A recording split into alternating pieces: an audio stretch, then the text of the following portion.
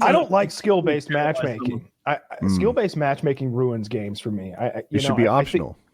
It should be optional, but when you do that, you divide the player base, right? And it's kind of nobody gets what they want. Black Ops had, I think it was Black Ops had a competitive, ranked, like this ranked competitive, and you can choose to go in there and put on your try-hard pants, or you can go in pubs and use bad guns or have a good time.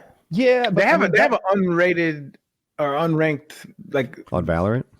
Yeah, so they have unranked or unrated, I think they call it, and then they have competitive. And competitive is where you're ranked, but unranked is it's just everybody, where you might be playing against some shitty people, or you might be playing against the best in the world. You don't really know. Yeah, I like that better. I like that's one of the cool things about Tarkov. You don't know who you're playing against. They could be brand new to the game, or they could be one of the greatest players in the world. You have no idea. I downloaded Tarkov. I haven't opened it yet. Tarkov. So I play a lot of Tarkov. I would have to look. I don't know, 2,000 hours in it now. Too much. And it takes a long time to learn at all. The maps are insanely complicated. There's 6 maps. Each of them are maybe the size of 16 Call of Duty maps. And as a COD player, then you know what it is to learn a map. It's one thing to know how to get from one side to the other. It's a separate thing to really know all the lines of sight that you need to be careful about, to know how to navigate, to know where spawns are so that you know where danger might be coming from.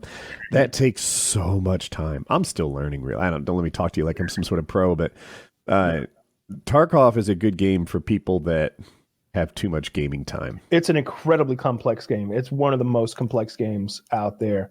It's fun, man.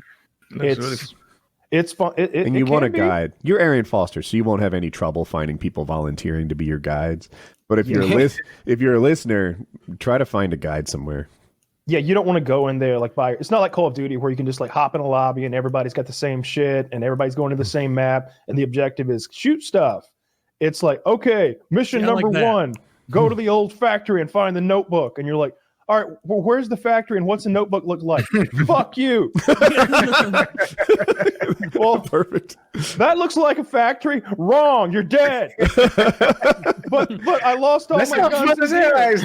Wrong factory. But it took me 6.5 hours to earn that stuff. Did I mention fuck you?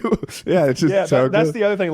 Call of Duty. You jump in Call of Duty game and you're like, oh yeah, I want to play with an M16 this game. Well, that didn't cost you anything. And when you die, somebody might pick your M16 up. That wasn't your M16. That was just some bullshit. In Tarkov, your M16 is your fucking M16, like you grabbed it off the shelf at your house and took it out to go fight.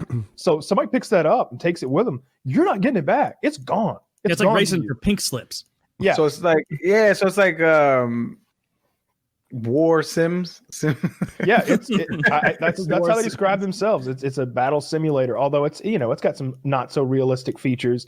You get shot and you perform surgery on yourself in the field of battle. That's probably not that realistic. There's plenty of shit like that. Kyle's right, but I should mention, if you get shot, there are 4 different ways to get hurt. Your brain might be confused with the tremor. You might be bleeding. You might need a quick surgery. You might have a broken bone, and they all have different ways of solving these problems. So it just is one example of the learning curve. Yeah, you've got a medical kit, dude. Like you've got a surgical kit. You've got a first aid kit. You've got morphine shots and propofol shots and adrenaline shots. There are off the top of my head, maybe 4 or 5 different kinds of first aid kits, and the 4 or 5 different kinds of first aid kits solve different things.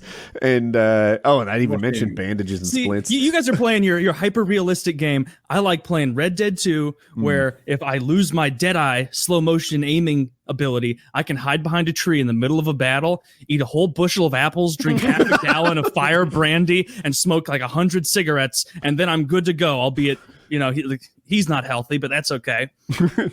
They do make comments in that game. If you don't bathe, I haven't bathed in the entire game yet, and so a lot of times you'll talk to someone, and then my guy's just filthy. He'll just walk up to someone, they'll be like, "Oh, why are you neglecting your character's hygiene, man?" Because I like the reactions. Absolutely disgusting cowboy.